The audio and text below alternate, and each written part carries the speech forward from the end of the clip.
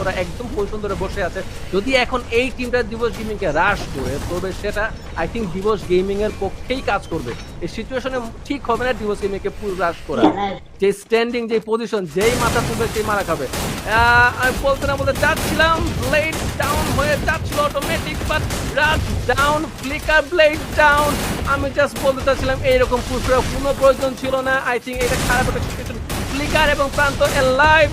What are they doing? I have no idea.